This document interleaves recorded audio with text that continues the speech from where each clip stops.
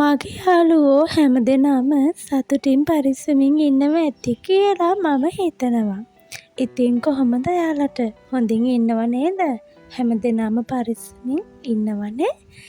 ඉතින් ඔන්න අද මමත් ඔයාලට ලස්සන බ්ලොග් එකක් අරගෙන ආවා. දිගටම මගෙත් එක්ක රැඳිලා ඉන්න. ඉතින් මම දවල්ට කෑම කාලා හැම මගේ කුස්සියයි ගේ හොඳට අස්කර ගත්තා. අපි ඉතින් ගමනක් යන්නයි යන්නේ.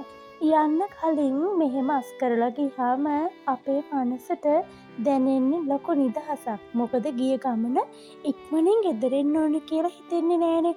මොකද ගෙදර තියෙන වැඩ සේරම කරලා ආපුවාම ආයි ඇවිල්ලා කරන්න වැඩක් ඉතුරු වෙන්නේ නැහැ. ඒ නිසා අපිට යන ගමන නිදහසේ ගිහිල්ලා වැඩ ටික පිළිවෙලට කරගෙන ගෙදර එන්න පුළුවන්. වැලේ තිබ්බ රෙදි ටිකත් අරගෙන ඉක්මනටම නමලා මම අල්මාරියට දාගත්තා. මේව ඇවිල්ලා නමන්නත් බෑනේ. ඉතින් මේ සෙනසුරාදා දවසක් මම ගත කරපු විදිහේ ව්ලොග් එකක් තමයි මේ ඔයාලට ගෙනාවේ. ඉතින් අපේ මහත්තයා ගෙදර ඉන්නවා කියන්නේ චුට්ටක් බිසි. ඇත්තටම ඔයාලා හැමෝටම එහෙම වෙන්න ඇති. මහත්තයා ඉන්න දවසට ඉතින් ටිකක් බිසි. මොකද එහෙම යනවනේ. ඇත්තටම ඉතින් අපි මිල මුදල් අතින් ලොකු ධනවත්තු නොවෙයි. ඒ වුණාට අපේ හිතේ සැනසීම තියාගෙන අපිට ජීවිතේ සතුටින් ගෙවන්න පුළුවන්. මොකද මේ දින දවසින් දවස අපේ ආදරේ වැඩි කරන ආදරණීය දවස්. ඉතින් මේ ලස්සන දවස් තමයි අපේ මතක පොතේ පිට වතුරට එකතු වෙන්නේ.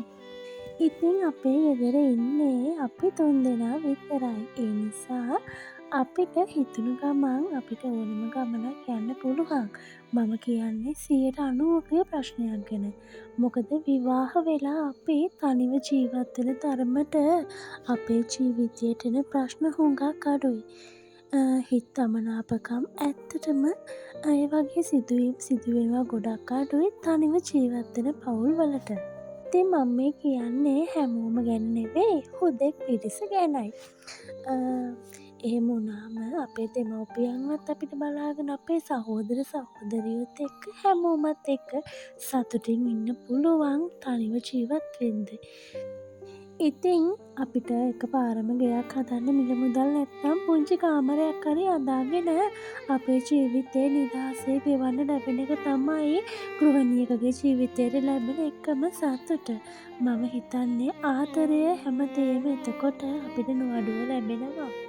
ඉතින් එහෙම හදාගත්ත පුංචිගේ ඇත්තටම ගැහැණිය හරි ශක්තිමත්. ඇත්තටම ඒට පුළුවන් ඉදිරියේදී හොඳ ලස්සන නිවසක් ගොඩ නගා ගන්න.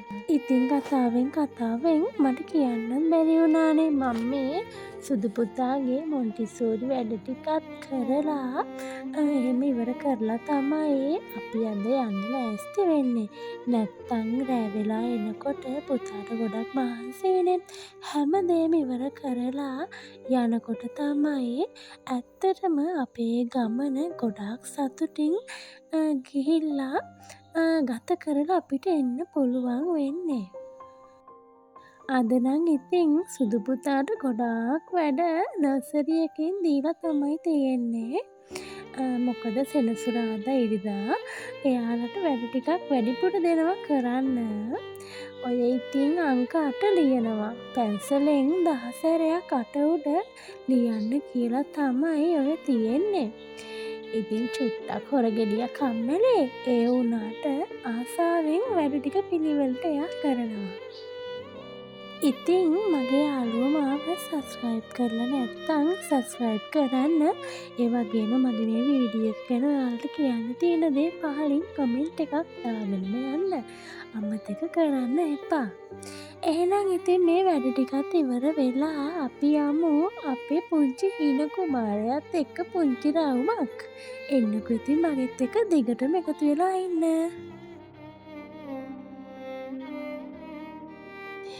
දැන් ඉතින් අපි අපේ ගමන ආරම්භ කළා. අපේ බඩකට පුරවගත්ත වගේම අපි යන වාහනේත් බඩ පුරවන්න ඕනේ. ඉතින් අපි මුලින්ම එයාගේ බඩ පුරවන්න ආවා. පෙට්‍රල් ටිකක් ගහගෙන අපි අපේ ගමන ඉදිරියටම යමු. අපි ඉතින් මේ යන්නේ කොහෙද දන්නවද? මං කලින් ඔයාලට කදිරානේ ව්ලොග් එකක් ගෙනාවනේ. මේ කදිරානේ දේවාලෙට 3:30 පූජාවට තමයි අපි මේ යන්නේ. ටිකක් ඉතින් හවස් වුණා. මොකද ගෙදර වැඩ ටිකත් ඉවර කරලා ලෙවී සැනසීලා තමයි අපි මේ ගමන යන්නේ. අපේ පැත්තේ අය නම් කදිරානේ දේවාලෙට තමයි වාහනයක් ගත්ත මුල්ම දවසට ගිහිල්ලා පූජා පවත්වලා දෙවියන්ගේ ආශිර්වාදය ලබා ගන්නේ. ඔය පේන්නේ මං ආසම තැන. ඒ තමයි ගුවන් තොටුපළ. මම හරිම ආසයි ඔතනට වෙලා ප්ලේන් බල බල ඉන්න. ඇත්තටම ගොඩාක් හිත නිවන තැනක් මගේ නම්. ඉතින් අපි ඔන්න ආවා දේවාලෙට. මට ඉතින් දේවාලේ ගොඩක් වීඩියෝ ගේන්න බැරි වුණා. මොකද අපි යනකොට 3:40 විතර වුණා. ඒ නිසා මට අද ගොඩක් වීඩියෝ කරගන්න බැරි වුණා. පූජාවත් ඉවර වෙලා පූජා වට්ටියේ තියෙන පූජා පළතුරු අපි හැමෝටම බෙදලා ඊට පස්සේ අපි ගියේ ගොඩාක් ආස තැනකට. ඒ තමයි මීගම බීච් එකට. එන්නකො මගෙත් එක්ක දිගටම එකතු වෙලා ඉන්න.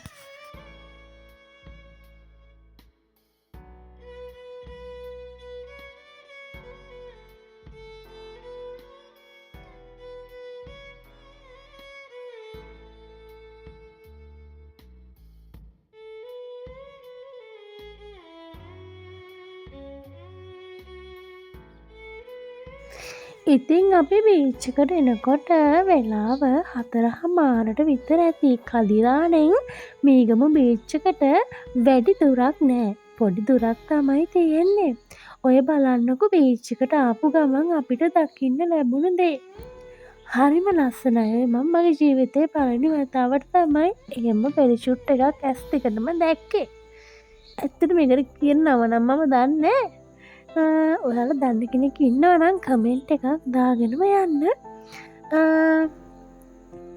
ඔය ලස්සන නෙළුම් පොකුණකුත් තියෙනවා. අපි ඉතින් එතනට වෙලා මොනවද කෑවේ? මඤ්ඤොක්ක පෙති කකාව දෙන්න වෙලා හිටියා. එහෙම කාලා දැන් ඉතින් ඔය අපි බීච් එක පැත්තට යන ගමන් තමයි ඉන්නේ. මොනවද මන් දන්නේ. ඉතින් මේ අපි තුන්දෙනා කියෝ යනවා. අපේ චූටි පුතාට නම් හරියට වැඩ.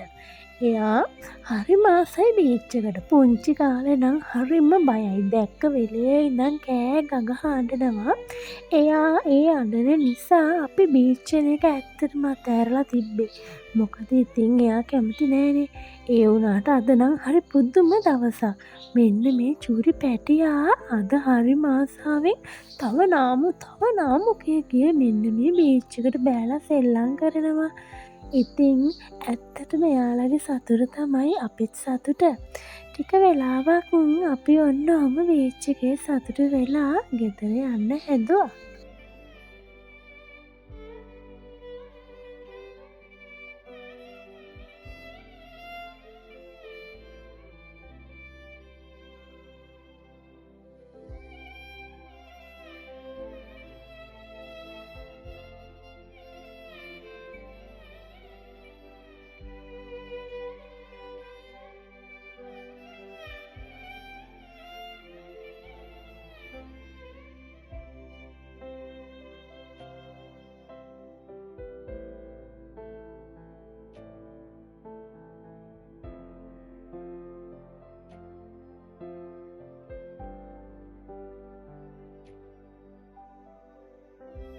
ඔන්න බලන්නක ඉතින් තාත්තටයි පුතාටයි තියෙන වැඩගොඩ හෝගාල කෝම් පිට්ටු හදනවා.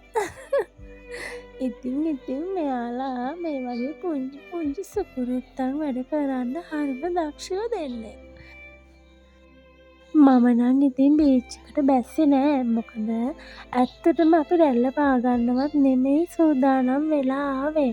පුතා බය නිසා අපි ඈතින් බලලා යමු කියලා තමයි අපේ සුදුව අපි වෙක්කන් ආවේ. ඒ වුණාට මෙන්න මේ චූටි පැටියට අද නම් ඇත්තටම බීච් එකේ නාන්න ගොඩක් ආස හිතිලා.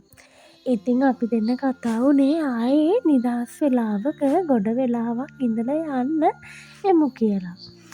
අද ඉතින් අපිට හවස තවත් ගමනක් යෙදිලා තියෙනවා. ඒ නිසා මේ කාලය අපිට ටිකක් මදි. කාලය හරස් වෙනවා අපේ මේ පුංචි පැටියගේ විනෝදෙට. එහෙනම් ඉතින් ඊළඟට අපි කොහෙද යන්නේ කියලා බලමු.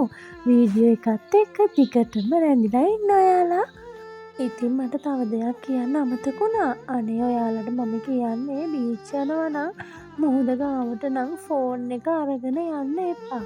මොකද ඉතින් මං ඔතනට වෙලා වීඩියෝ කර කර ඉන්නකොට එක පාටම රැල්ලක් ඇවිල්ලා මගේ ෆෝන් එකේ වැදුනා. අනේ ඉතින් මගේ ෆෝන් එක සද්ද ඇහෙන්නේ නැතුව ගිය අයවලෙම.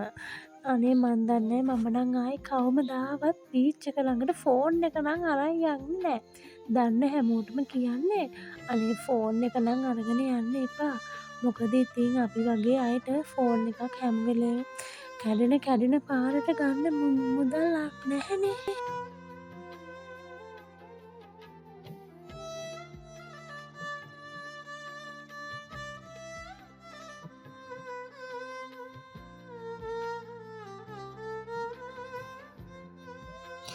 ඉතින් හවස් වෙලා අපි ආවා පිරිත් ගෙදරකට. මේ මගේ යාළුවෙක්ගේ ගෙදර තිබුණු පිරිතක්. අපි ගෙදර ගිහිල්ලා ඉක්මනින් ලෑස්ති වෙලා ආපහු මේ පිරිත් ගෙදරට ආවා.